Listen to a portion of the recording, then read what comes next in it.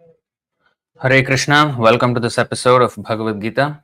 Today we'll be studying the last two verses of the 10th chapter of the Bhagavad Gita, 10:41 and 42. Om Namo Bhagavate Vasudevaya, Om Namo Bhagavate Vasudevaya, Om Namo Bhagavate Vasudevaya.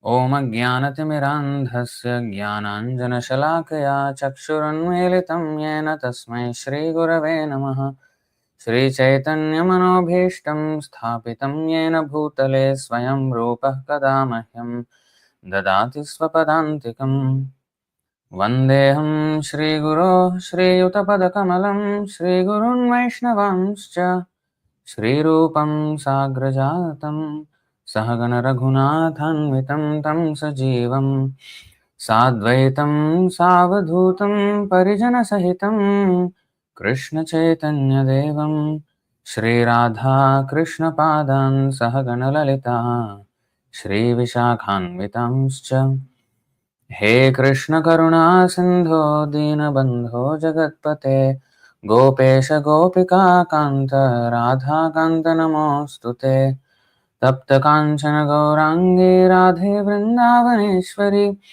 Vrishabhanusute Devi Pranamami Haripriye Vanchakalpatarubhyascha Kripa Sindhubhya eva cha Patitanam Pavanebhyo Vaishnavebhyo Namo Namaha Namo Vishnupadaya Krishna Presthaya Bhutale Srimate Bhaktivedanta Swaminiti Namine Namaste Saraswati Deve Gauravani Pracharine Nirvishesha Sunyavadi Paschatya Deshatarine Jaya Shri Krishna Chaitanya Prabhu Nityananda Shri Advaita Gadadhara Shri Vasadi Gaura Bhakta Vrinda Hare Krishna Krishna Krishna Hare Hare Hare Rama Rama Rama Hare Hare.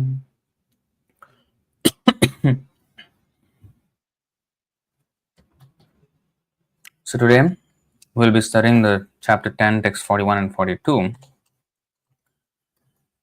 So I'm just actually trying to use this new mic now that is here.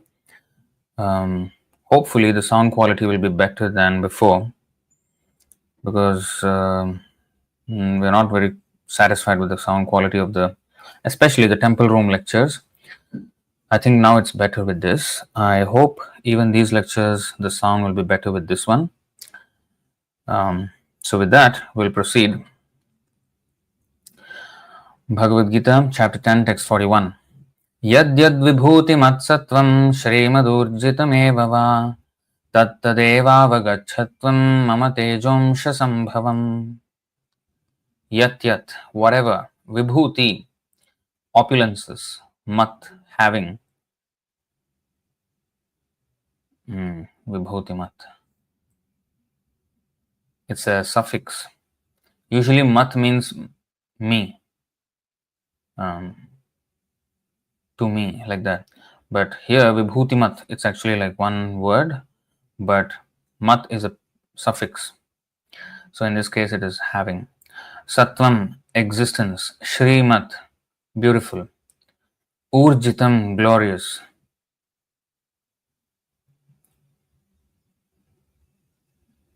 Urja means energy. Urjitam means energies, glorious energies, glory. Actually, urja means like energy, aura, that kind of word. Urjitam, glorious. Eva, certainly. Va, or. Tat tat, all those. Eva, certainly. Avagacha, must know. Tvam, you. Mama, my. Tejaha, of the splendor. Amsha, a part. Sambhavam, born of. Translation and purport by His Divine Grace A.C. Bhaktivedanta Swami Srila Prabhupada Ki Jai. Translation.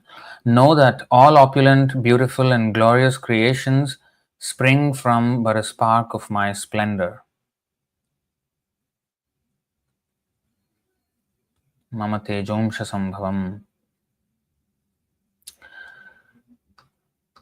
So these two verses, I mean, let's actually read the other one as well. Then these two verses, this and the next one, they summarize this entire chapter and gives us a very interesting perspective on how to understand Krishna, how to become a better devotee of Krishna by studying the material world. Okay, that's why today's title is Thorough Study of the Material World. So we'll speak about that. We'll read the purport first. So, reading from the purport of 1041, any glorious or beautiful existence should be understood to be but a fragmental manifestation of Krishna's opulence, whether it be in the spiritual or material world. Anything extraordinarily opulent should be considered to represent Krishna's opulence. The last sentence is actually very important. Anything extraordinarily opulent should be considered to represent Krishna's opulence. So, what about the things that are not so opulent, not so extraordinarily opulent? What about them? Everything is Krishna's opulence. But here you see the phrase that Prabhupada used. Anything extraordinarily opulent should be considered to represent Krishna's opulence. Represent Krishna's opulence. It is not the entirety of Krishna's opulence. Krishna's opulence involves the entire spectrum of excellence, mediocrity, and something which is not good. What is that? What is the opposite of excellence? Something which is terribly bad. So everything is by Krishna's opulence only. But the quality, the reason why things or people acquire a quality of being bad, how can bad originate from the all good? Right? Well, when it's all powerful means everything is in him. For example, anger is considered a bad quality, but when Krishna displays the anger, it's actually very good. When he came as Narasimhadev, he came and exhibited anger to protect his devotee. So nothing is good or bad on its own. Bad means something which is employed for sense gratification, even though it actually appears as something which is good. And something which seemingly appears as bad is good if it's employed in Krishna's service. For example, killing. In the material, in today's Kali Yuga, if you kill an animal other than cat or dog, suppose it's for food, people think it's a good thing, I'm feeding stomachs. But if a human is killed, it is considered, a big crime and horrendous thing. Or if a cat and dog is killed, that's also considered very horrendous. Why? Because our interest is at stake. Because cats and dogs, people today in Kali Yuga, today's day and age, they keep them as pets. For that reason, because it's dear to them, and therefore killing them is, considered heinous. And also humans. If another human is murdered, generally the conception is that, oh, this is bad. But then again, abortion, they do, because they somehow convince people that this is not a human, this is just some embryo, some lump of tissue and cells, and that's it. So in this way, they try to deceive, to make it sound like it's not a person, make it impersonal. Nowadays, people use the word dehumanize, but I would refrain from using that word, because dehumanize means only humans are important, and if you only dehumanize the child in the womb, and therefore now you can kill it. So basically, animals also can be killed because they're not human. So anything that is not human, it's okay to kill. So these people, when they use the word dehumanize babies, that is actually wrong, because that implies anything that is not human can be killed. And these people try to convince them that it's not a human and therefore can be killed. Yes, but that's only pandering to the viewpoint that only humans are sacred. So impersonal is actually a much better word, because to describe this, injustice. Because impersonal, because everybody is a person, whether human or not, every soul is a person. And therefore, impersonal is much more all rounded. And Prabhupada used the word impersonal. See, Prabhupada's choice of words is very, very well thought out. And it's perfectly in sync with, in synchrony with Krishna's, Krishna's philosophy of the Bhagavad Gita and Srimad Bhagavatam. It's perfectly in congruence. So impersonal, when they try to make it impersonal with some, language, oh, this is embryo, it's fetus, these words are actually Latin for baby, offspring. So this is just word jugglery and deception. Because it's not English, it doesn't ring a bell that we associate it with a human. They want us to disassociate it with a person. So animals are also persons. So that's the broader viewpoint of Krishna consciousness. And that's why those who are devotees, they are called Udaradhihi. Udaradhihi means their intelligence is very broad. They're not narrow-minded, only humans matter. Nothing else matters. As Prabhupada said, oh, the human brother is good, but the cow is my food. So that's the mentality of these people. So that's actually wrong, right? So anyway, my point was, here in this last line, anything extraordinarily opulent should be considered to represent Krishna's opulence. It's not the entirety of Krishna's opulence, it's a representation of Krishna's opulence. Just like if Indian Prime Minister goes to visit another country, he's representing India. He's not India. Is he a citizen of India? Yes. But he's a chief citizen of India. He's representing the entire country. For all 1.4 billion people, he's acting as a representative. So that does not mean only he is Indian. No, all the 1.4 billion, 1.5, whatever, are all Indians. So similarly, not that only the representation of Krishna's opulence, which is just like the chief example in a certain category, only is Krishna's opulence. It is just a representation of Krishna's opulence, not the entirety of Krishna's opulence. Everything belongs to him. But then the question is, how can something bad or mediocre come out from Krishna? In our viewpoint, something is mediocre. Actually, everything is perfect. And the mediocrity and the negativeness that exists is only existing in our rebellion towards Krishna. Only due to my rebellion do I acquire the Sattvagun, Rajagun and Tamogun. Otherwise, we're all supposed to be Shuddha Sattva, Vasudeva Sthiti. But we have come down from that and we have acquired this influence of different modes. Well, you may say Tamogun is also coming from Krishna. Yes, it is. Sattvagun, Rajogun, anything actually material is considered bad. But it is not bad. For example, the prisoner suffers the different grades of punishment in a prison. So for him, punishment is bad. Actually, if you see the real thing, it is good. For the rest of the people in the country who are not criminals, for them, the prison is a very good place. Because there has to be some accommodation for rebellious people who try to become outlaws. So it's good for them, and it's also good for the inmates of the prison because they're actually being corrected. So when you say Tamogun or Rajogun, they're actually punishing facilities for rebellious souls. So it's not that the mode itself is in ignorance.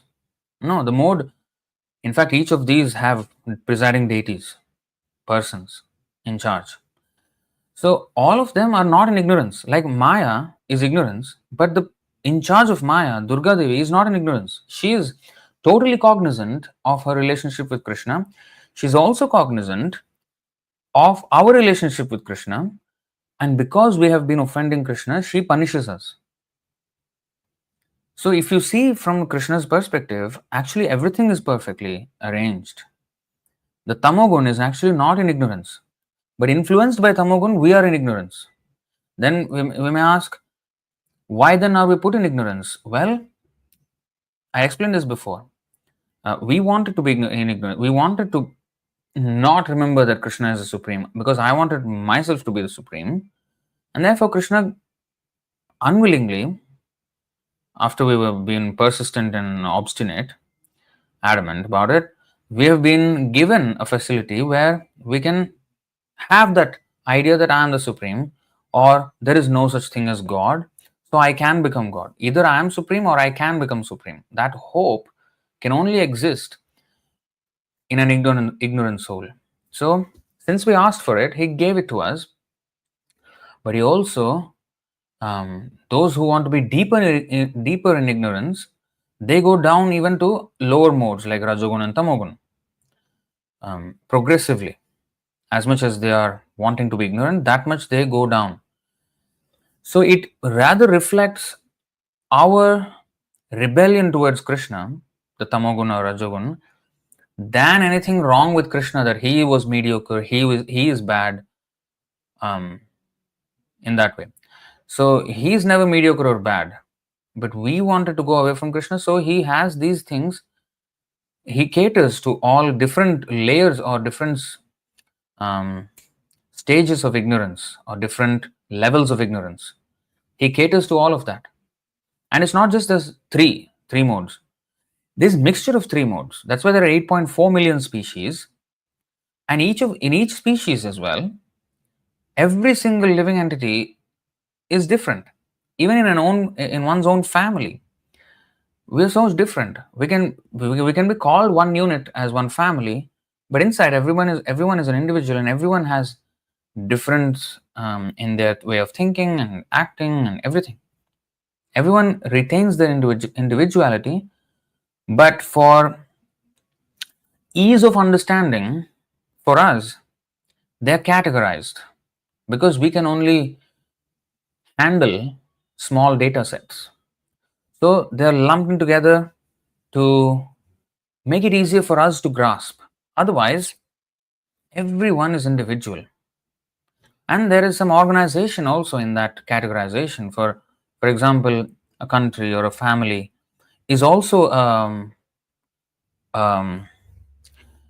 maintenance, how to say, proxy of Krishna. For example, a child, when he is born, he is nurtured by the mother. Actually, that is Krishna who is nurturing. Like Prabhupada explained, the milk in the breasts of the mother do not exist until the child actually takes birth. Even when the child is in the womb, there is no milk in the breast of the mother, of the woman. But when the child comes out, immediately the breasts are full of milk, ready to supply the child. So the mother is here only an instrument in Krishna's maintenance of the child. And some of it is mandatory in the sense that she cannot do away without, giving milk. Of course, then nowadays they try to stop it with, injections or something and then give some other milk. Sometimes the women are working.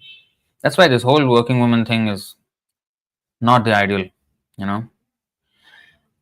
because she's working and sometimes she has to travel or something, and then she cannot feed the child, and sometimes they choose to have these devices where by injection or something they stop the milk. And I think I also heard, I am not very expert in this subject, but I also heard that if the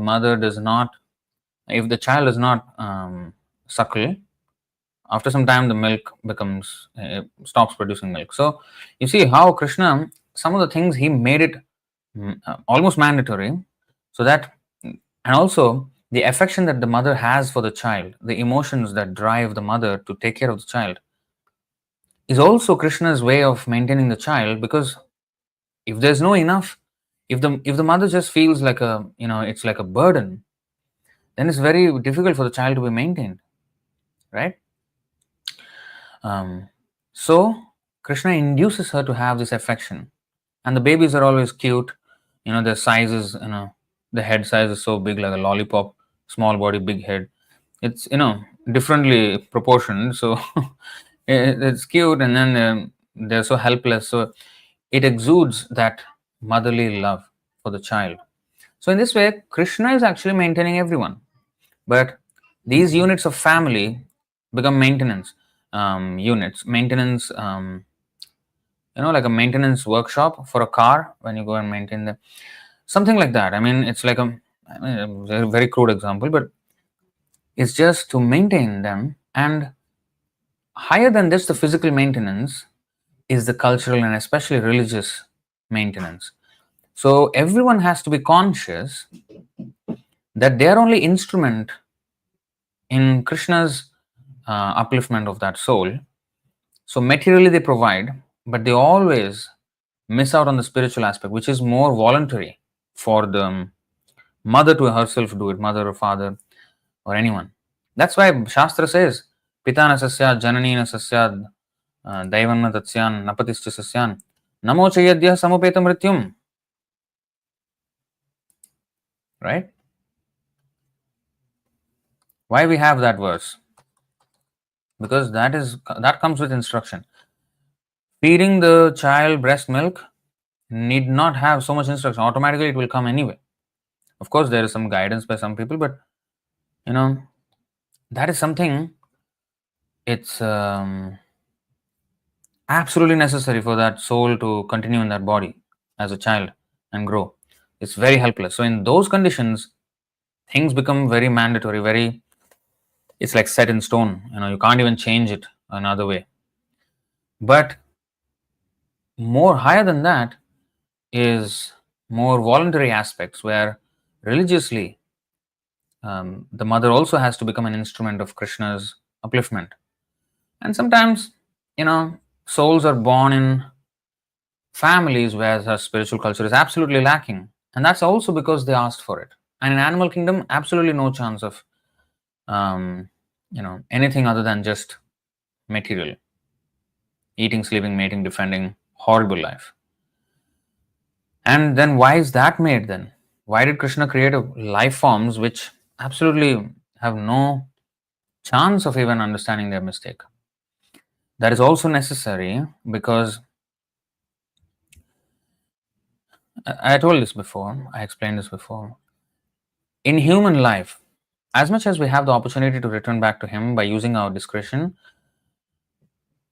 we also have, it comes with its own, the other side of the flip side of the equation, which is, given that extra intelligence, we are also now punishable for misuse of that.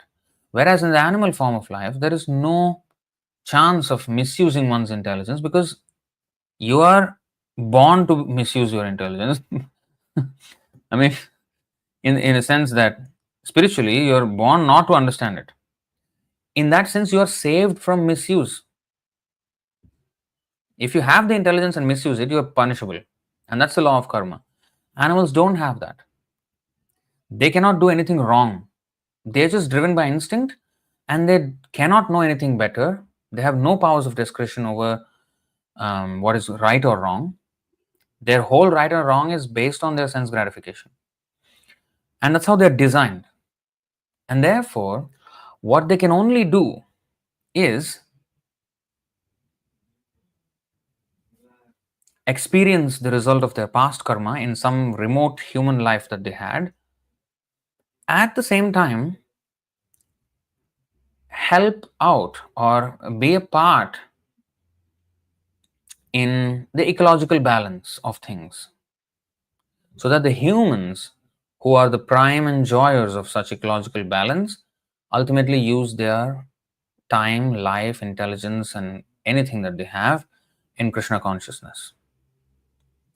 For example, sages used to go to the forest to meditate. And in the 6th chapter of Bhagavad Gita, Krishna says, Chailajana Kushottaram. That means in the 13th, 11th, and 12th verses, he says, that one has to sit on a deer skin or kusha grass.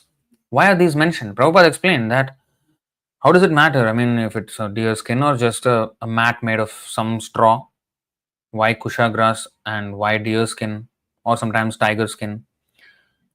And that would involve killing of a deer or a tiger. Well, um, first of all, deers die on their own, and usually when the skins are used, the skins are used often already dead animal. It's not that one is killed for that. Sometimes the kshatriyas they actually kill, and that is fine. Actually, that is part of their duty as well, to learn archery through hunting in the forest, and that's part of their duty. And it also helps to maintain the ecological balance of different animals, and that's the reason also why lions, tigers, they kill other animals also to keep their populations in check. Sometimes even these lions, if they become more in number, that's also another problem. um, so when lions and lions fight among themselves, male lions, when they're kicked out of their pride and then they search out for another female to mate, and when they go and then they find some females, and then they attack the males of that pride, and if they manage to kill the males or defeat them or chase them away, then they get possession of the entire pride with all the females, and they will undeniably go and kill all the cubs of the previous male. So that, and the females, I mean, their mothers will resist and they fight back, and they will kill, these males will kill, they will fight off the females and kill all the cubs, because then the females will want to mate with these males, new males, and then they will have their own population. It's savage thinking of it from a human perspective, but in lions and many other, even bears are like that. Many animals are like that. They kill the cubs, their own cubs, not their own cubs, but the other lions' cubs. I mean, their own kind. They kill, and that's also a population check, ecological balance thing. And why do some cubs make it to adulthood and some not? Again, that is also karma. All this karma was in some past life, in a human life, and now they're facing that reaction. In these life forms, in animal life forms, plant life forms, they can only live the reaction of their past karma performed in a human life. So once that is all exhausted, then they will again get a human life. So it is better that they have these many life forms without that discretionary power, because at least if they have it, then they will, if they misuse it, because they've already gone into mode of ignorance, and if they misuse it, it will become horrible. So they better not have that ability to misuse and go further and further and further down, and never to see Krishna again. No, Krishna is kind. He wants us to see him again. So he makes life forms without the discretionary power, just play out on instincts. At the same time, in the grander scheme of things, they are maintaining the ecological balance. The plants are very lusty souls in some past life, in a human life. We had that example on Nalakuvar and Manigriva, they became trees because they were so lusty. So excessive lust. But now when they become tree, they are contributing, because they're offering fresh oxygen for, and also to create a system where the plants actually offer oxygen, which is actually necessary for humans and other animals. This whole system of interlinked, the interplay between the humans, the animals, the flora and the fauna, and the bugs and everything, is Krishna's way of engaging them in a very, very indirect way. The whole mission of Krishna, which is to reclaim us. For example, there are trees, there are, things which appear mediocre. Actually, they're mediocre only because of the soul's karma. But Krishna is so perfect that he affords that soul just the right amount of mediocrity or excellence or viciousness that is required to, that will cater to that mentality of that person. Not just the desires, but also what they deserve. So he calculates everything, for every single soul. For him, that is not just categories. For him, he is conscious of every single soul's individual journey. When we want to know something, we have statistics, we have categories, we have, so that it's easy for us to digest a much bigger data set, much bigger domain of things, categorize it into a sizable number so that we can actually grasp some insights in from it. But Krishna does not need all these things. And yet he creates these things, these categories, for management. This is called Gotra Dharma. It's very extensive, and this is how Krishna perfectly manages everything. So if you see in that way, Krishna's opulence, they're not just the greatest things in a particular category. Oh, among the fish I'm the shark, among the animals I'm the lion, among this I'm that. It's not just that is Krishna's energy. Everything is Krishna's opulence. And Krishna's opulence is perfect, even in the so-called mediocrity that we see in this world. Krishna offered the perfect mediocre solution for that mediocre soul who, stepped away from Krishna. So that's a perfect arrangement for that person's soul, that person. So in this way, he's always perfect, but he's removing all that context just for us to make it very simple for us to understand. Oh, something great. Oh, that is Krishna's power. So easily, anybody who without much intellectual understanding also can begin to appreciate Krishna. He's teaching us in language we can understand. Otherwise, Krishna is perfect anyway, all the time. So here, this 5:5:18, you see, spiritually, see, Guru na sasyat, Svajano na sasyat, Pita na sasyat, Janani na sasyat, Daivam na tatsyan, na patischa sasyan, namo chayedya samapeta mrityum. One who cannot deliver his dependence from the path of repeated birth and death should never become a spiritual master, relative, father, husband, mother, or worshipable demigod, or even a king. So, the maintenance, the instrument of Krishna, we should be instruments in Krishna's maintenance of the souls and Krishna's mission.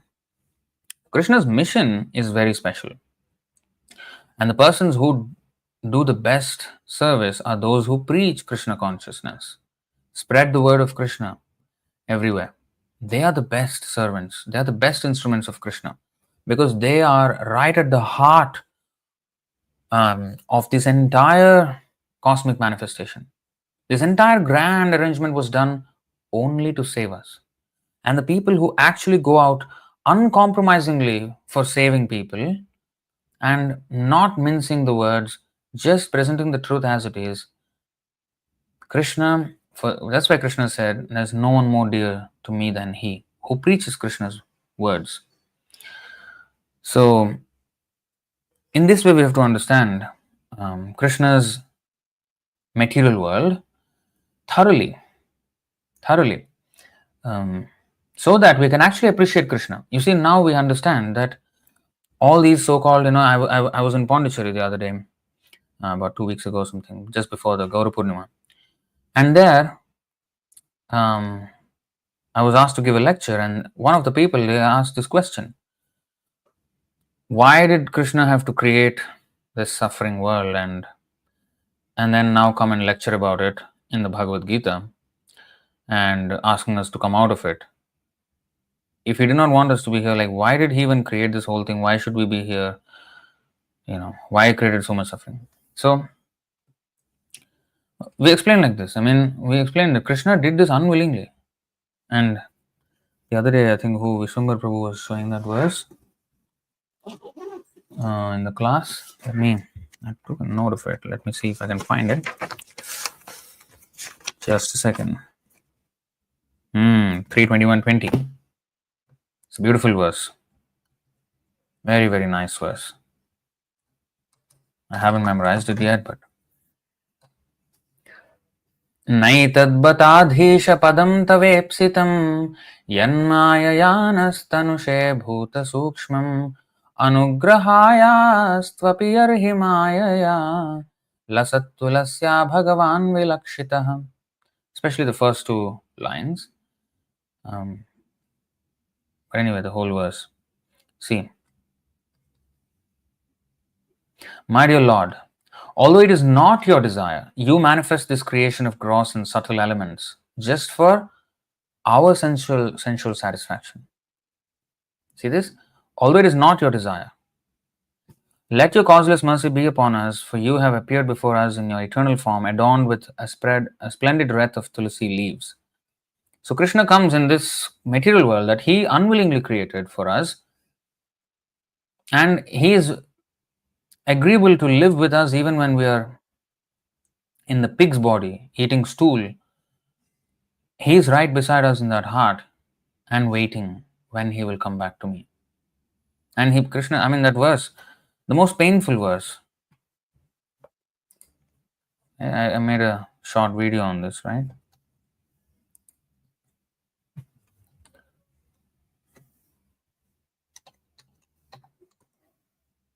Yeah. अस्मिन् अस्मिन् निहेहैव भवे भावे मदुन्मुख इत्याशया तवात्यन्तं नर्तितोऽस्मि सदाज्ञवत्. This is very painful, this is how actually Krishna is really feeling, and on top of that we blame him again for all that he did. Oh, how can he create his material world? What kind of God is this, who's so cruel? He is anything but cruel. So here you see, for so long hope had me dancing like a fool, thinking perhaps in this lifetime, or this, or this, or this lifetime, he will finally turn his face towards me. So he is having so much hope. Even when we took condemned life forms, he is waiting, oh, perhaps in this lifetime he will come back to me. Perhaps in this lifetime, perhaps in this. And all the time we are missing the point, missing the opportunity he's throwing at us. And he's thinking finally when he will turn his face to me. And he's saying, hope had me dancing like a fool. We are so hopeless that, he's considering himself to be a fool to have hope in us. That's we should feel absolutely guilty to know this. So that's actually Krishna's mood. You think he takes sadistic pleasure in us undergoing suffering? That's the last thing. He is the Suhridam Sarva Bhutanam. He is the most intimate, well-wishing friend of everyone. Although nobody wants to recognize him, he's still that unseen, unheard friend. Although we don't want to see him, he's still our friend. But if we want to see him, he's more than willing to come before us. But he wants to know whether we are serious about him. Otherwise, he does not want to disturb us in our rebellion towards him. But he does disturb because he's so caring. That's why he punishes us for our disturbing him or rebelling with him. But it is not that he puts us in suffering when we rebel against him. Oh, he's abusing his power. Because he's so powerful, just because we don't agree with him, he's wanting to punish us. That's very narcissistic and isn't it? No, we actually don't suffer. Krishna does not put us in suffering. He does not. We put ourselves in suffering. No. How can you say the hell was created, this and all these animal forms are created this way because he wants us to suffer? No. They are not created Krishna does not want us to suffer in this. So, if we wanted to suffer, actually our suffering comes from our rebellion. By nature, we're supposed to be. It's like if the finger rebels against this body, says, you know what, stomach, every day I'm putting food in your mouth and you're just sitting there doing nothing. I am doing all the hard work. And why should I give you? I will eat myself. So it's just the nature that the finger cannot eat itself. It has to put food in the stomach. And then only the energy will be gotten to the finger as well. The finger will become strong only if it puts food in the stomach. So by nature we cannot be happy if we rebel against Krishna. If we are not rebelling against Krishna, if we are anukulyasya sankalpa, anukulyena Krishnanusilanam bhaktiruttama, if we are favorable to Krishna's interests, we can be in this material world completely happy. Vishwam purna sukhayate. For the devotee, the entire material world is full of happiness. Why? Because it's not the material world which is unhappy or it is imposing unhappiness on us. It is my own rebellion towards Krishna that is actually causing my unhappiness. There's nothing else that can cause my unhappiness actually. There is no power in this world that can actually cause me to be unhappy. If I choose to be Krishna's servant, I can be happy anywhere. Narayana parasarve nakutaschana bibhyati. How is that possible?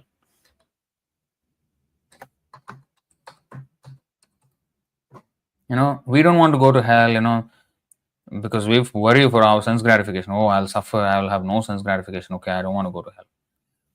But for the devotee, you see, Narayana paraha sarve nakutaschana bibhyati svargapavarga narkeshu api tulyarthadarshinaha.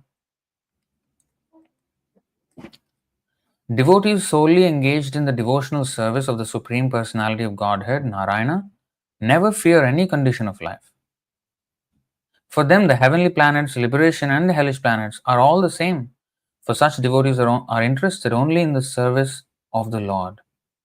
And for that reason, they are okay anywhere. Whether it's the spiritual world or the material, it absolutely doesn't make any difference to them. So the suffering happens because of our own rebellion towards Krishna. That's the only reason, actually. The real reason, if you want to explore, this is the only reason. It's just like this, the finger. If it rebels against the stomach and not want to put the food in the stomach, the finger will suffer by nature. It's not by the stomach is imposing the suffering on the finger. Oh, you don't want to give me food? Okay, you will suffer. No. Of course, in this sense, in our body, there is a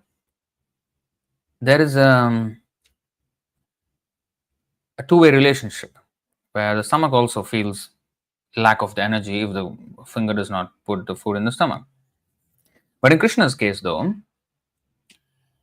it doesn't bother him if we don't serve him. It bothers him in this way that he cares for us, and that's why it bothers him. Otherwise, he's not lacking anything when we don't serve him. The botheration for him is that he cannot see us suffering. That's his real botheration. And otherwise, Krishna is just fine if we don't serve him, but we will suffer. It's the death for us if we don't, spiritual death. Just like if the finger does not cooperate, then it's the death of the body. But in this case, I will die. So it's not that the stomach is imposing the suffering on the finger when it does not cooperate. It's just the nature of how it is, dependent. We are all dependent. We are not the independent Supreme Personality of Godhead. So when we are not, we are then conversely dependent.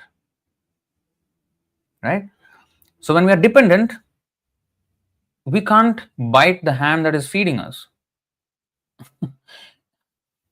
That expression in English, bite the hand that is feeding us, means if somebody is feeding me food and I bite the hand because I want food, oh, his hand is food, then how will we get more food after that? That will be the end of supply. So if we want to go against Krishna, then all this suffering starts. So if we cooperate with him, everything is perfectly ordered.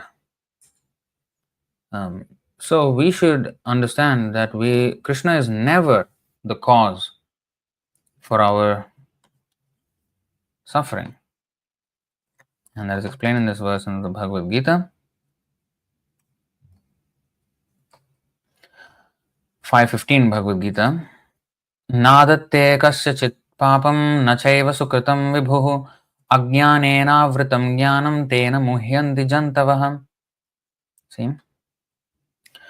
Nor does the Supreme Lord assume anyone's sinful or pious activities. So Krishna is never implicated in any of our suffering or enjoyment. Embodied beings, however, are bewildered because of the ignorance which covers their real knowledge. See? So Krishna is not, what is that word? What is that phrase? He has actually plausible deniability in this entire arrangement. Plausible deniability. That means it's a very legal term. Plausible deniability means you cannot charge him for this. He cannot be blamed for this. We may blame out of our own ignorance because we don't want to take accountability for our own mistakes, for our own offenses, offensive behavior towards Krishna, our rebellion towards Krishna. So we want to throw the blame on somebody. If nobody's there, throw it on God.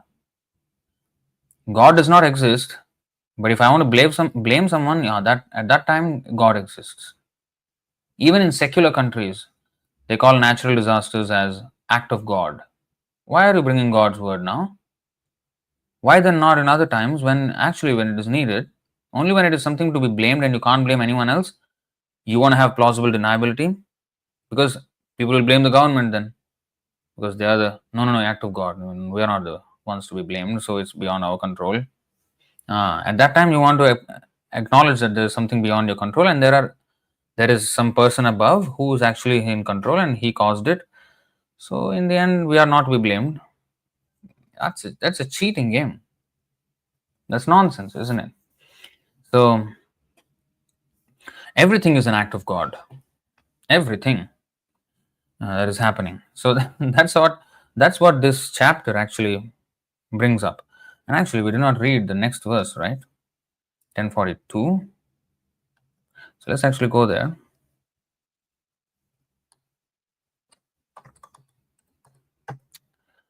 Okay, so Bhagavad Gita 1042. अथवा बहुनैतेन किं ज्ञातेन तवार्जुन विष्टभ्याहमिदं कृत्स्नम् एकांशेन स्थितो जगत्. But what need is there, Arjuna? What need is there for all this detailed knowledge?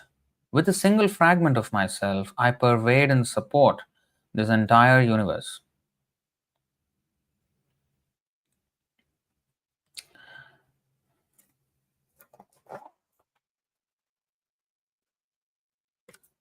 Just a second.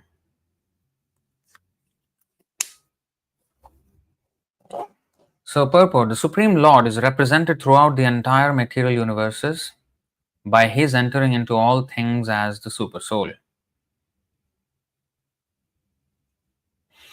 The Lord here tells Arjuna that there is no point in understanding how things exist in their separate opulence and grandeur.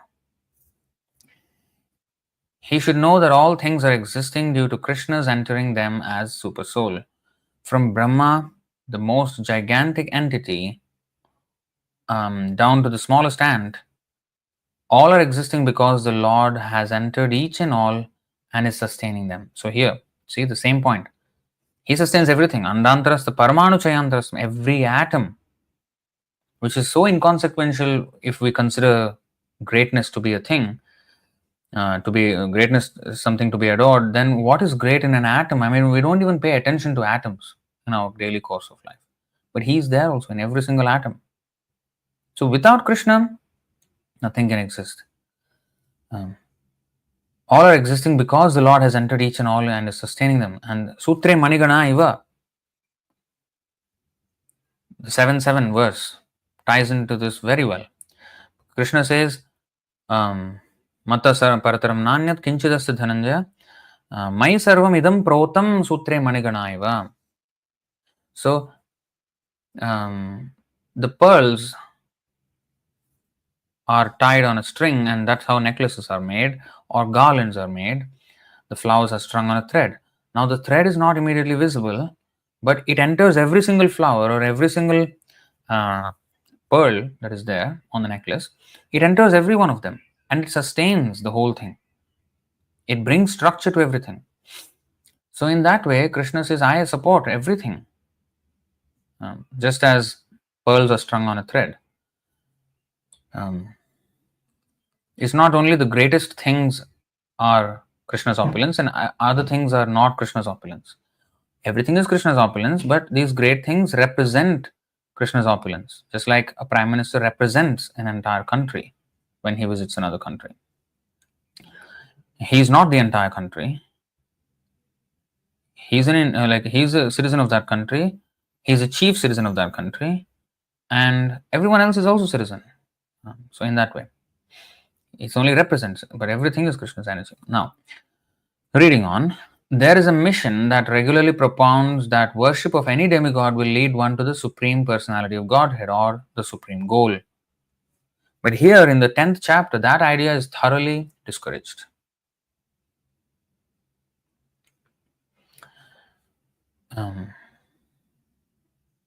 To completely eradicate this wrong idea, in this chapter, Lord Krishna informs us that even the greatest demigods like Brahma and Shiva represent only part of the opulence of the Supreme Lord.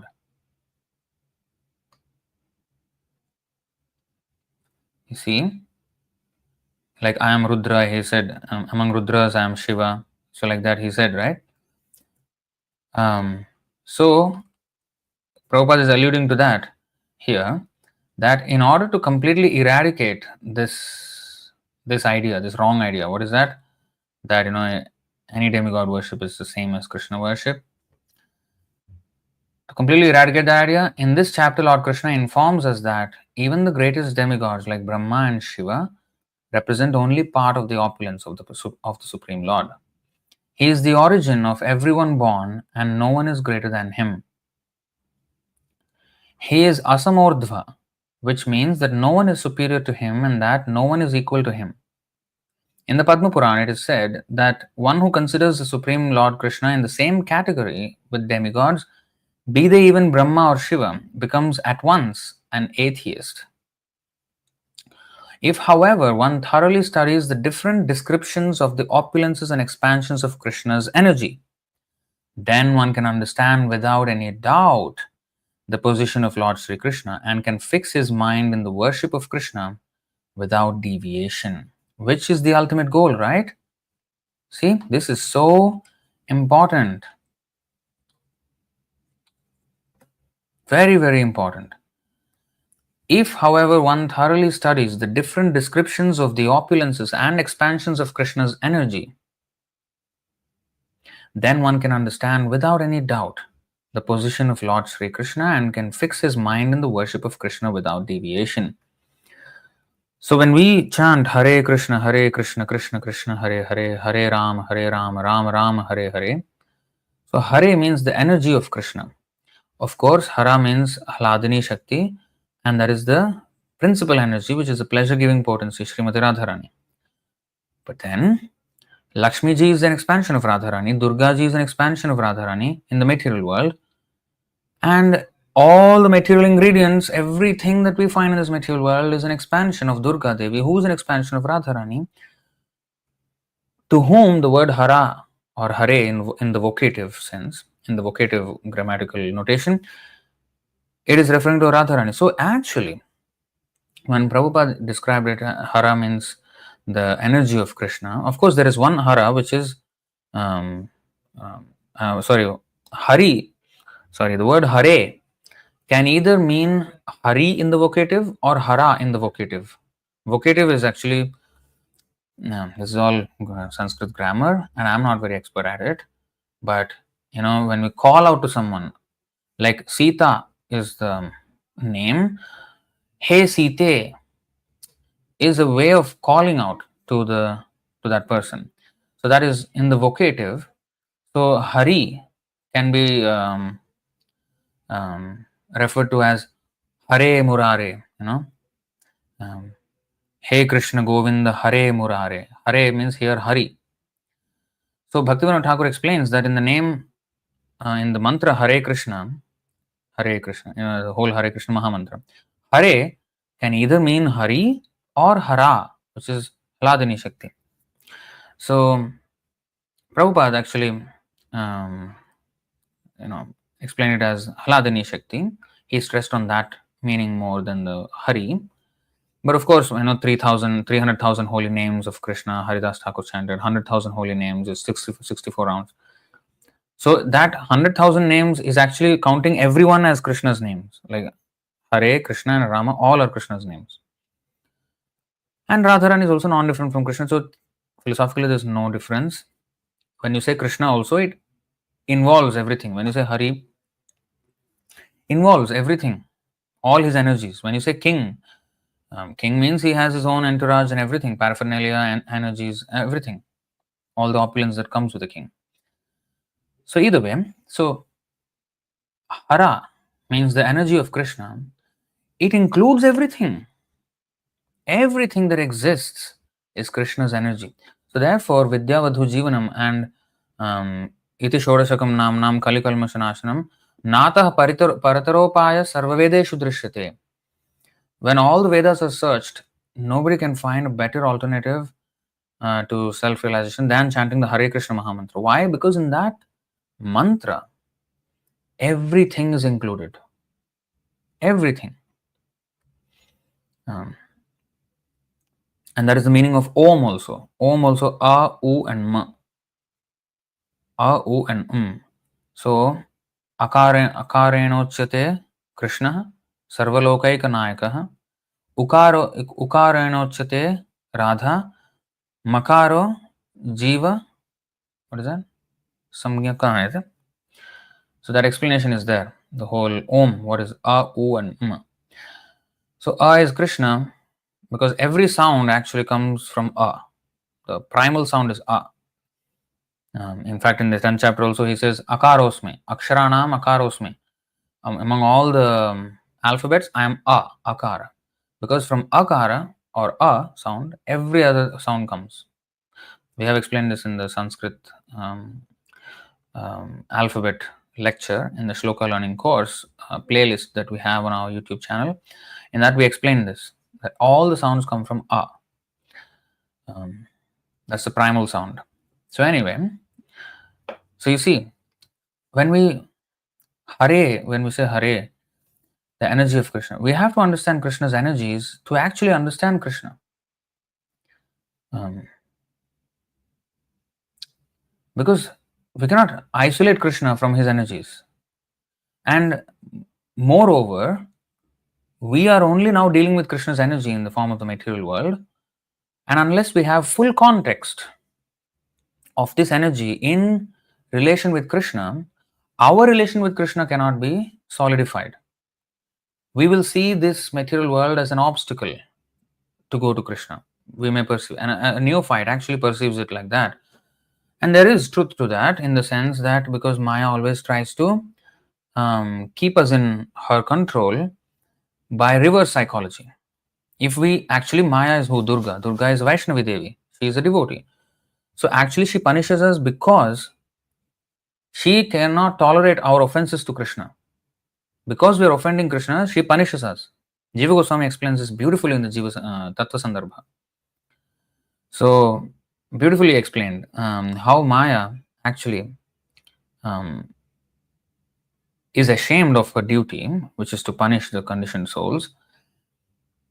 But at the same time, Krishna actually does not forbid her from doing so because he knows the intention is to bring us back to him, and which is what he wants. So in this way, very nicely it's explained there that Durga Devi punishes us because she cannot tolerate our offenses to Krishna. Like a devotee, for example, when we are trying to become devotee, if somebody offends Krishna, we will lash out against that person, right? That's the proper behavior. Otherwise, where is our love for Krishna? If that person is offending Krishna, if we really love him, if we really have at least a tinge of affection, we don't love him to the extent that a pure devotee loves, but at least we have started on that path. And if someone offends Krishna, if we have any affection for Krishna, a tinge of affection, we will snap back at that person. Because how can you do that? How can you say that about somebody whom I love? And it's not just like any love, any person. It's the Supreme Personality who's also related to you, who are speaking this nonsense against him. He loves you and then you are ungrateful. So that is a proper behavior by a devotee. So Durga Devi punishes us because we have gone against Krishna and we deserve that punishment. So if we understand like this in full context of why things are there as they are, and also to remove from our mind this idea that the material world is something separate from Krishna. Even devotees have this disease. Like they have, okay, this is my seva and this is my duty towards material world. They compartmentalize, try to compartmentalize. This is my material duty, this is my spiritual duty. Yes, in a way there are. I mean, in the society we have some what is that word? Laukika duties, but even they have to be dovetailed in Krishna's service. We have to understand that even that material energy is actually Krishna's. So actually, everything has to be dovetailed. So there is a nice verse, I think, by Rupa Goswami, probably. Let me see. Um,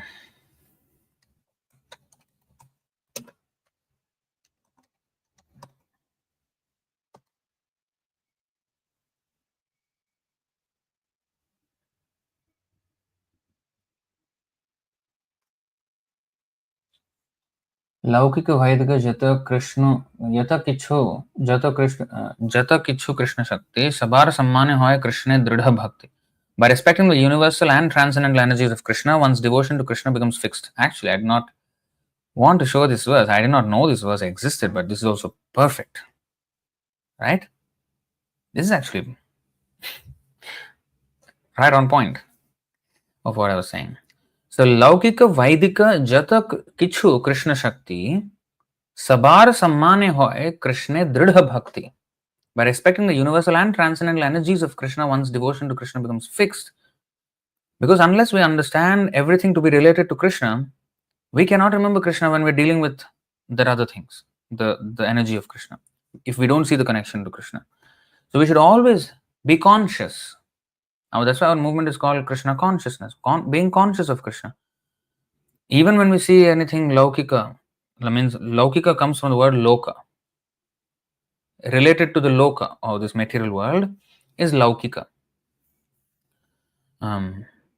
So Vaidika means explained in the Vedas, which is transcendental energies, and how Krishna is.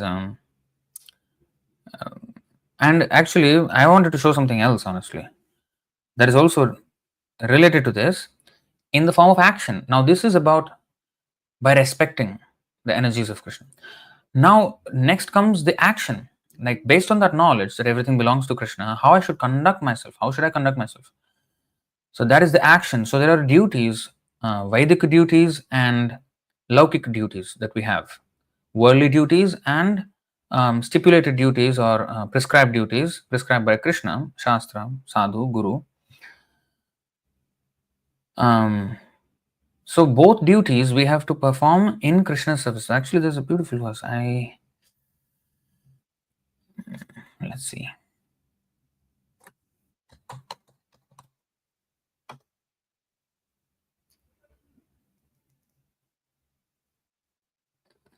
Laukika Vaidikair Janaih. What is this? This is 12:4:31.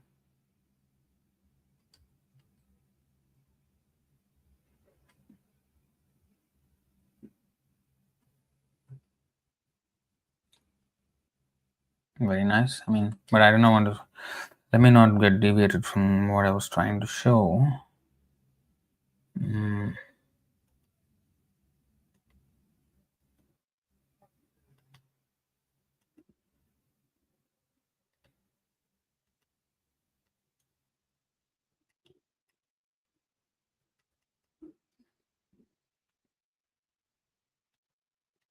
Laukika.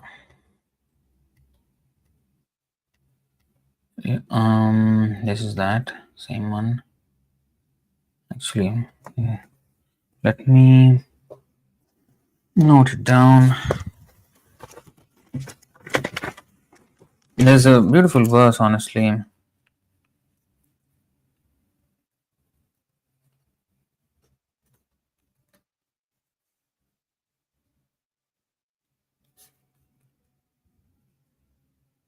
Okay, let me just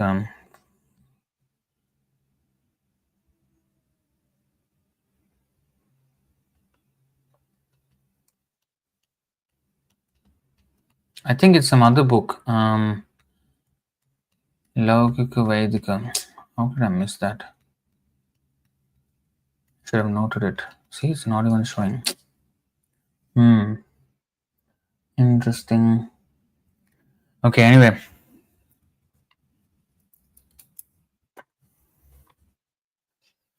I'll try to find that. I can't get it now.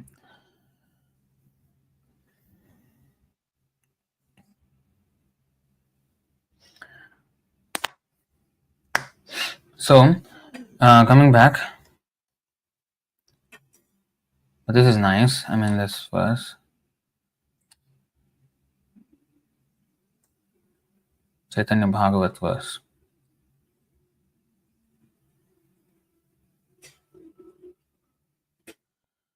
Okay, so going back.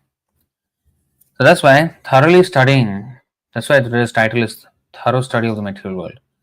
That's when, that will lead us to Krishna Seva. Which is why the Bhagavatam also, I mean, the first canto, second canto, and all these cantos until the 10th, it actually primes us to understand Krishna. And when Krishna's Leela are fully explained, his transcendental Leela, we have full context that he is a Supreme Personality of Godhead so that we do not misunderstand Krishna.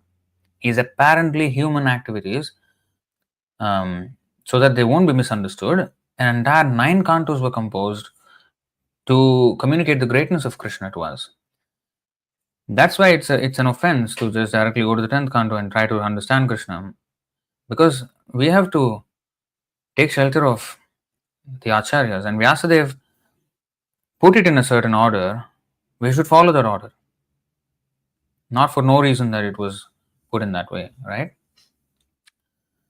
So if, however, one thoroughly studies the different descriptions of the opulences and expansions of Krishna's energy, then one can understand without any doubt. So we are not against any of the material scientific research, but we do the research based on, actually don't research, we just take the information from the Shastra and just admire and adore Krishna and his wonderful display of energy. And in that way, our love for Krishna is actually building up. It is increasing. That is the whole point of this Shravanam. And as we do our duties, that's why that verse, Laukika Vaidika Vyavahar, something. So all that has to be dovetailed in Krishna's service, whether it's worldly. So that will happen unless we, the Chaitanya Bhagavat verse, unless we respect the material energy and the spiritual energy and the spiritual agents, everything together as Krishna's energy, we cannot have that unity of purpose, that we will always be having that split in our head about Krishna and Maya and Krishna and Maya. So we cannot dovetail everything in Krishna's service adequately with that separatist mentality, thinking that something is separate from. That is exactly what Maya is. And that's explained in that verse, which I showed many times. Srimad Bhagavatam 2.9.34. Ritirtham yat pratiyeta na pratiyeta chatmani tad vidyat atmano mayam yatha bhaso yatha tamaha. O Brahma, whatever appears to be of any value, if it is without relation to me, has no reality. Know it as my illusory energy, that reflection which appears to be in darkness. So if it is without relation to me, actually everything is related to Krishna. But when we see something as unrelated from Krishna, know it as my illusory energy, Maya. So for Maya's influence to completely go away, we have to understand everything in this context. So that's why it's important. So going back. So then what will happen? Can fix his mind in the worship of Krishna without deviation. Because we know then why we are deviated, because we find something worthwhile. We think, we opine that something else is worthwhile pursuing. But if we already know that that pursuit will actually ultimately, whatever I'm trying to pursue, it's already there in Krishna, and Krishna is the origin of that. So it will ultimately, the end of all knowledge in any quest has to be Krishna. But because of Maya, I get lost. I don't even see Krishna as the ultimate goal, and I get lost in this, pursuit in the material world. So if I already know the end goal of all pursuits to be Krishna, because Krishna is the origin of all those things, then I will do nothing but Krishna worship then. Because all those things will ultimately lead to Krishna. So Krishna has full variety. Like if I want to become a good sportsman, Suppose I want to become a good footballer, say, for example. And I suppose materially I pursue that goal and become a good footballer. Now, that, how long will I have my career? As a sportsman, it is very short lived, because once you're 35, 36, come on, you're out. Maximum now, I think one of them, what is his name, Ronaldo, something. So he's, I think, 40 almost, something like that. So he's still playing, he's fit and all. But how long are you going to be fit? After some time, younger people are waiting to play and then you'll be kicked out. But do you know that in the spiritual world, there is football? Yeah. Krishna plays football with the bale fruit, Bael, bale fruit. It's usually offered to Lord Shiva. But that fruit has a hard shell, hard in the sense it is like and it's light at the same time. So your leg won't be very hurt actually if you hit with that. Anyway, in the spiritual world, there is nothing that such as hurt. So with that bale fruit, they actually play football. Different types of football. Here, there's only like one kind, maybe a few kinds. There is, like, there is one game that the Malay people here play, sepak takraw. Something like badminton or tennis, but they play with a very light ball, and they kick it across the net, like tennis, like that. They kick it, the ball should not touch the floor, and they're very, very acrobatic. So that's a different way of playing with a ball with the legs. You can call it football in one sense because they're using their foot and hitting the ball, so it's a football. Although other if they're Americans, they will say football when they actually hold the ball. It's not even a ball, it's like a oblong thing. It's a bit different there, but football, different ways of playing football, way more, infinite ways of playing with feet and ball. They have, Krishna has these games he plays with his cowherd boyfriends. Yeah, hand egg is, I think, more appropriate for American football. So that's what it actually could be called, probably. So Krishna plays with this bale fruit. And when I read that, and I went to a shop actually here, and not every shop we can get it. In Bengali shop we can get it, because apparently Bengalis, they eat. And the bale leaves are offered to Shiva, sorry. Bale fruit can be eaten. So I actually once offered here and ate the bale fruit. Interesting fruit. But the shell is hard. I mean, hard but not heavy. It's light. It's beautiful. I mean, Krishna created this. So with that day, if you play with coconut, then you will be finished. Your leg will be finished. But bale, no. It's light and a little bit just hard enough for it to have structure. It won't become mashed and. So imagine there is this whole games, all kinds of games. In fact, whatever games we have here in this world, all those sports are always there in the spiritual world. For example, martial arts. Krishna and Sridama and Krishna and Subala, they have this mock fighting. And Sridama usually wins Krishna. In the, he shows off his stick, how he does all the show off with the stick, turning, whirling it around. And then there'll be a mock fighting, and then, Krishna sometimes loses. So all these are there. And maybe there are not explicit descriptions of other sports that we already have here, but definitely if they are here, they have to be there as well. Aham sarvasya prabhava means, janmadyasya yataha means, Krishna is the origin of everything. The spiritual world is the origin of the material world.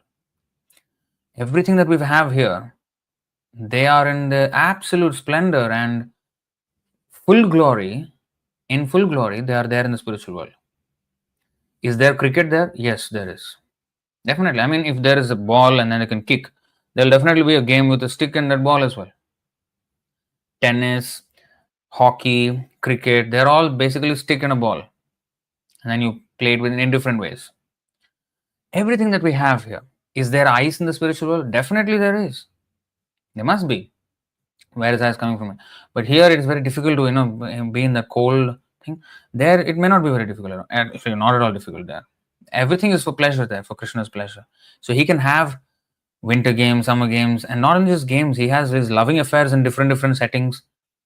It's just unimaginably unlimited there. So if I want to become a sportsman, if I want to become a businessman, well, we have a business. Our business, Prabhupada said, our family business is to distribute his books. So we can take it as a business enterprise and see how to promote the product, which is Prabhupada's books. And that is in the material world. How it is there in the spiritual, I don't know. Like Bhaktivinoda Thakur says,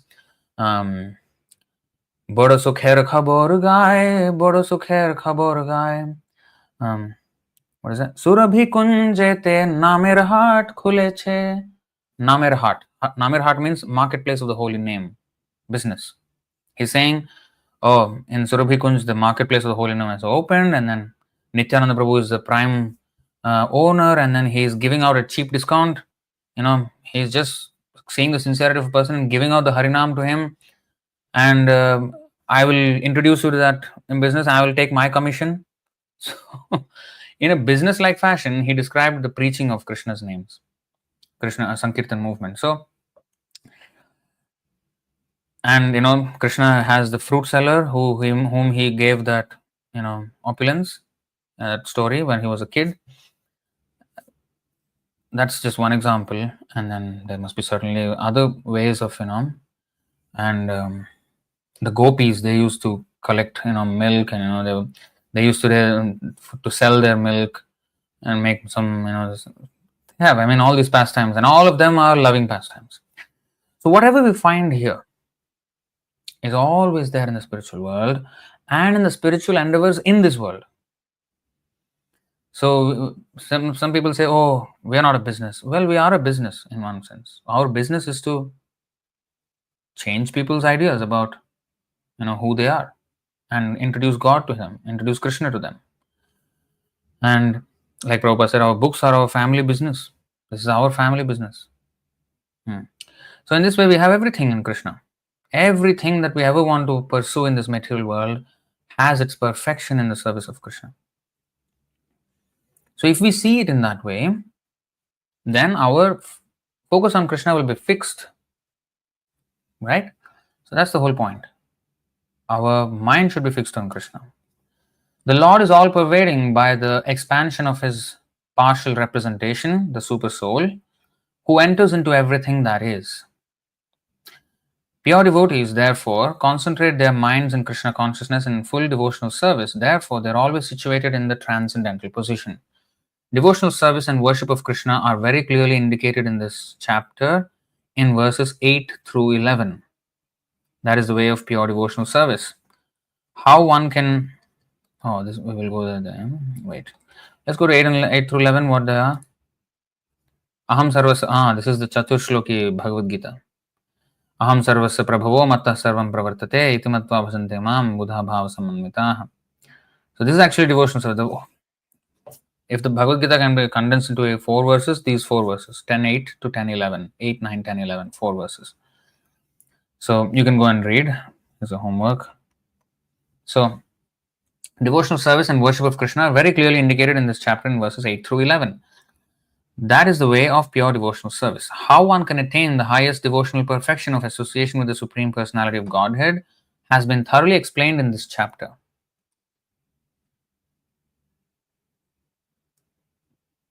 See, it doesn't look like it is explained in this chapter, right? It is explaining, among this, I'm that, among this, I'm that, among this, I'm that. But Prabhupada is saying that how one can attain the highest devotional perfection of the association with the Supreme Personality of Godhead has been thoroughly explained in this chapter. See? So we can associate with Krishna by understanding his energies. That's the point. We can actually very, very intimately associate with Krishna in that way. Just like that verse we just saw, Chaitanya Bhagavat, which we accidentally, by Krishna's mercy, found it. That, Laukika Vaidika, all the energies of Krishna, if we respect, then our mind becomes fixed on Krishna. So reading on in the purport, Srila Baladev Vidyabhushan, a great Acharya and disciplic succession from Krishna, concludes his commentary on this chapter by saying, Yat Shakti Leshat Suryadya Bhavantyugra Tejasaha Yadamshena dhritam vishvam. Yadamshena dhritam vishvam. Sakrishno dashamerchyate.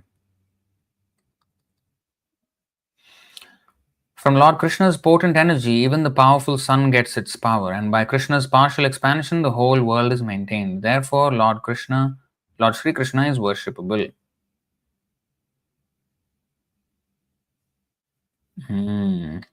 I think I know the context of this verse.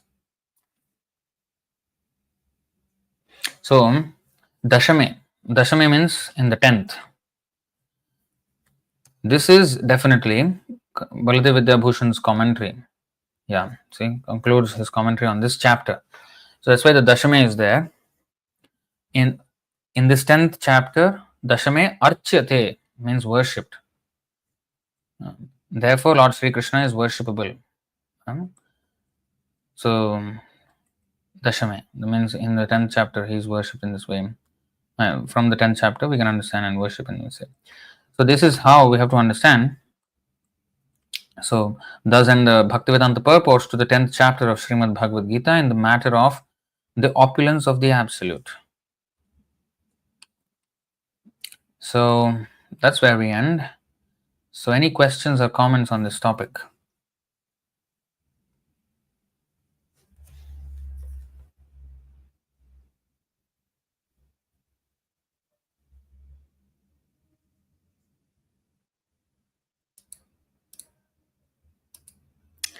So the question is here, then why does the Brahma Sutra 2.133 say Lokavattu Leela Kaivalyam? So, yes, it is Krishna's Leela because it's his arrangement for our betterment.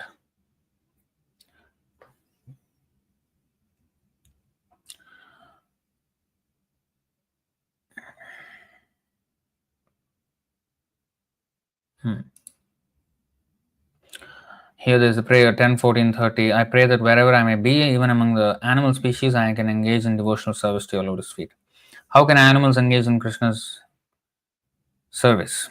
Well, if the animals serve devotees, then they can serve Krishna in that way.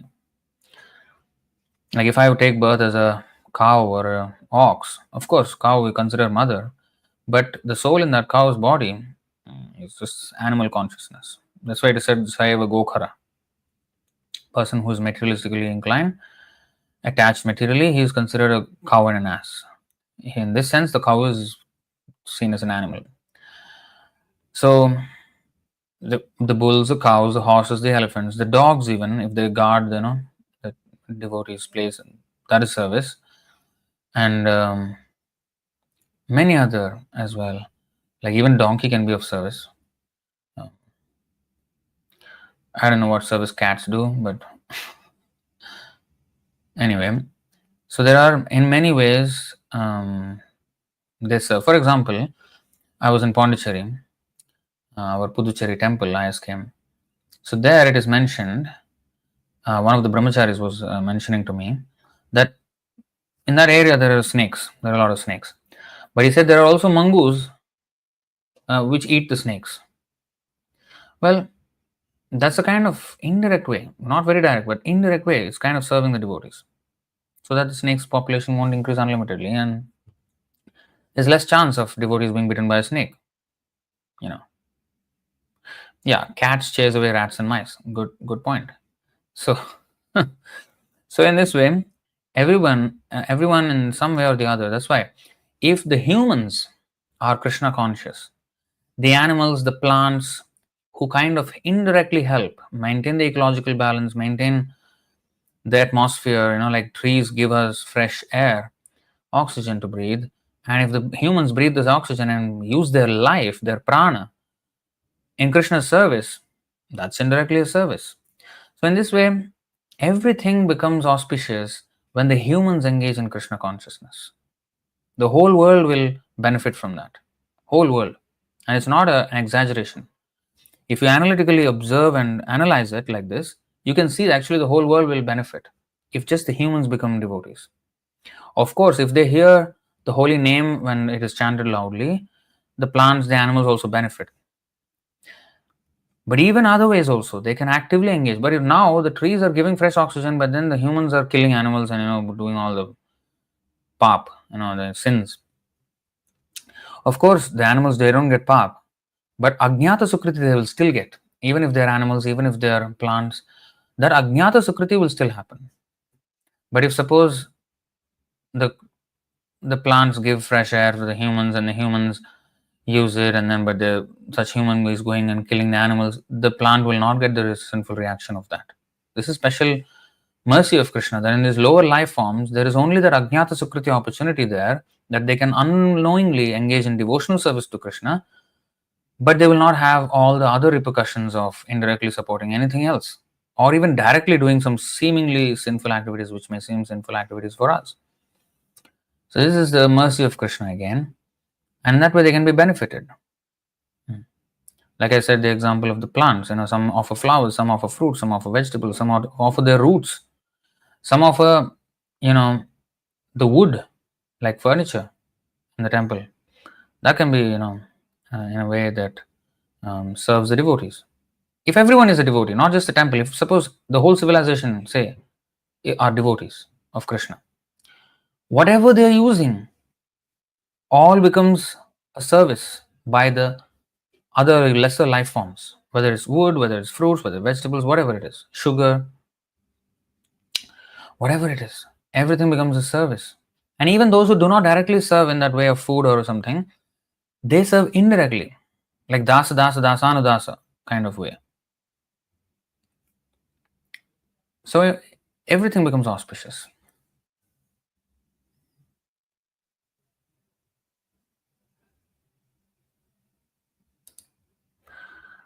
Three 3 is mentioned here.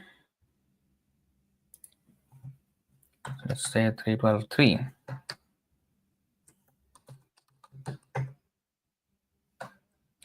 दृष्ट्वा पापीयसीं सृष्टिं नात्मानं बह्वमन्यथ भगवद्ध्यानपूतेन मनसान्यां ततो सृजत्.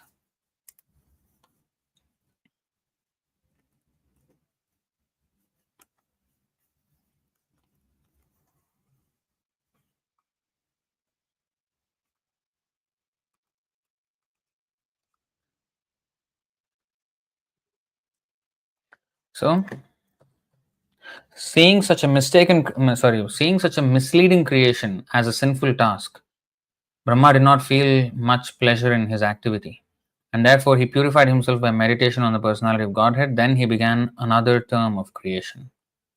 See, if not for the corrective action program of preaching, this whole material world will just be a facility for sense gratification of the souls and therefore meaningless ultimately. So without the devotees preaching, there is actually no meaning to this material world. Material world attains its full meaning, the apotheosis of the entire material arrangement is the preaching of the devotees, the prachar. Apotheosis means the pinnacle of evolution of something. So the apotheosis of all material arrangement lies in the Sankirtan movement. Because the entire material world was designed only for this purpose of making us devotees of Krishna, and it can only happen. Of course, negatively we are being discouraged from engaging in material activity by means of punishment by Maya, but the positive teaching of how to come back to Krishna, how to actually mold our lives. Now that I understand that is wrong, how do I come back to the right thing? And that is done by the devotees, and that's why this preaching is the highest activity in this material world.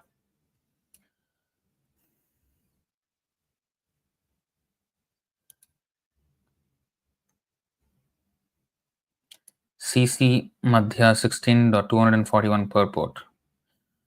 Laukiki Vaidiki. Oh, I searched Laukiki Vaidika. That was the thing. Bhakti Rasamrita Singh. Yes, Rupa Goswami. That's what it was. Thank you for this. Laukiki Vaidiki. That's the mistake. Okay. Here we go. 1, 2, 200. Yes. लौकिकी वैदिकी वापि या क्रिया क्रियते मुने.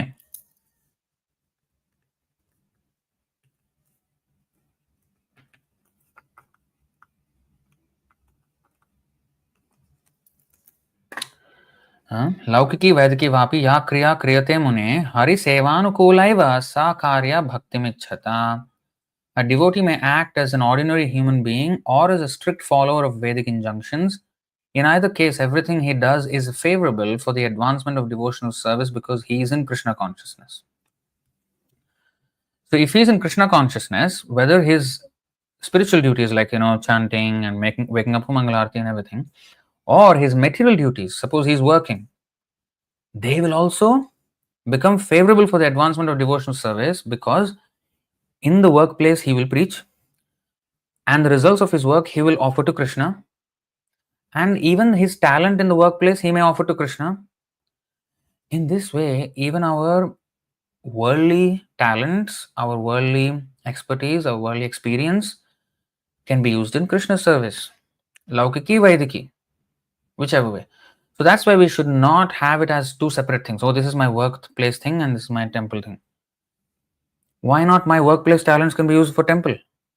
I should. So that's the point.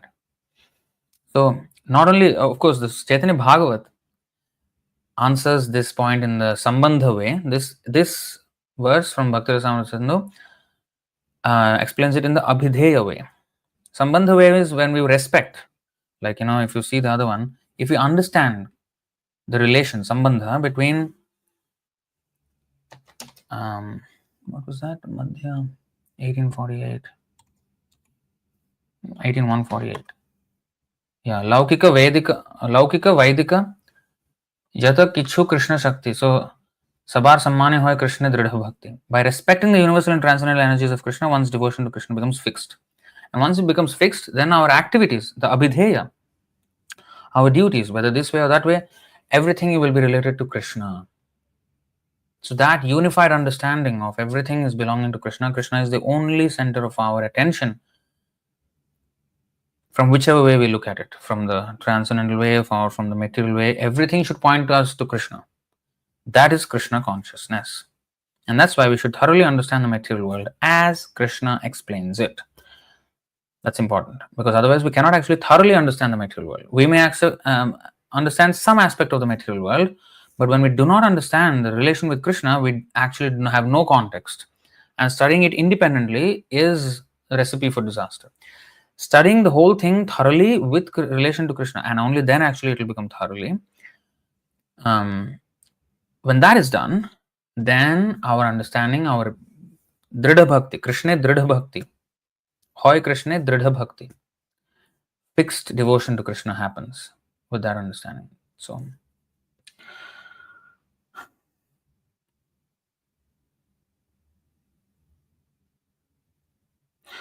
okay, I think that's the end. I think there's a question, but it has to be, in relation with today's class. But this 11.9.21 externally useless. Yeah, I mean, if I'm dying, for example, okay, I'll just go there since it was asked, but don't ask me questions which are not related. I don't like answering them. And Prabhupada did not like it as well. Yojo mai pare dharma kalpyate nishphalaya che tadayaso nirarthah syat bhayaderiva sattama. Greatest of, O Uddhava, greatest of saints, in a dangerous situation, an ordinary person cries, becomes fearful and laments, although such useless emotions do not change the situation. But activities offered to me without personal motivation, even if they are externally useless, amount to the actual process of religion. For example, if a lion is attacking me, or if I'm in a car accident, or something, I'm approaching a danger in some sort,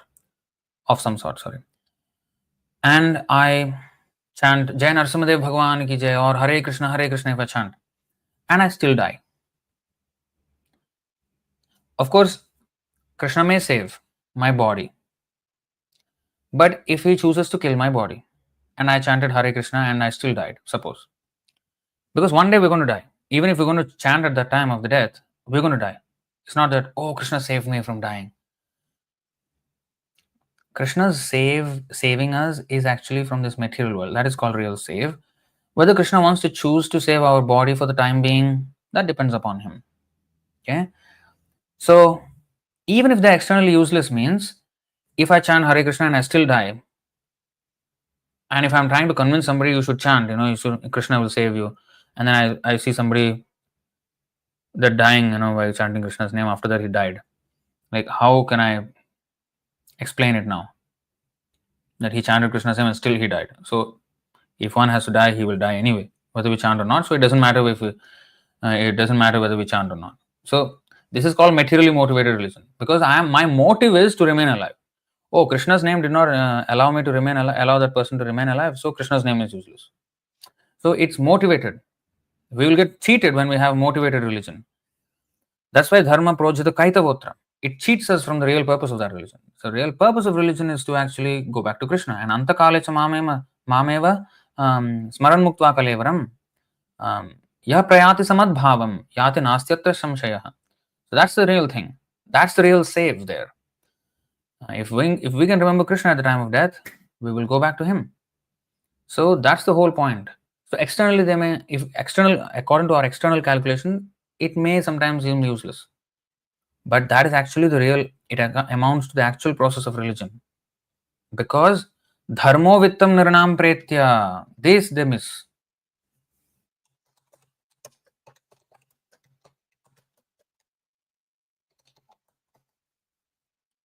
See, dharmo vittam nirnam pretya. What does that mean?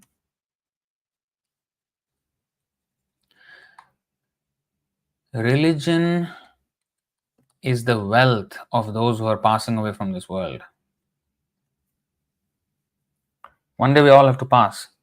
And we always say, oh, we don't take anything, we came naked and we will go naked. No, we will take something. We came with something. We came with our karmic baggage. And going forward, we will take our karmic baggage and dharmic assets as well. But karmic baggage will be our liability, dharmic assets will be our wealth. Especially from the human form of life, our passing away will carry these two things. And if it's Krishna consciousness, oh, that is real wealth. So, externally, it doesn't matter really. Because, for example, Vritrasura died. Bhishmadev, Mahajan died. Arjuna was fighting, his own son died. Looks like, oh, Krishna is on my side, still my son died. That means it's waste being with Krishna's side. He did not say that. So, when we want material thing as our focus and use Krishna to fulfill our material desire, that's when we will be cheated of our real religion. And it may appear sometimes useless because it doesn't seem to be consequential. Oh, I prayed, this person prayed, he became rich. This person did not pray, he's an atheist and he's rich. So, prayer or not prayer doesn't matter, it's inconsequential. So, it is up to your personal choice. You want to be religious, you're making money after all, so it's all good. Because they're materially motivated. They're calculating it according to how rich one is or how successful materially one is. When we go with that rubric, then we will have a skewed understanding, in fact, misunderstanding of the whole thing. We don't understand what is actually to be valued, and we take that thing which should not be valued as something which should be valued. So this is more of ignorance and passion. So that's what it means. Okay, so thank you all very much.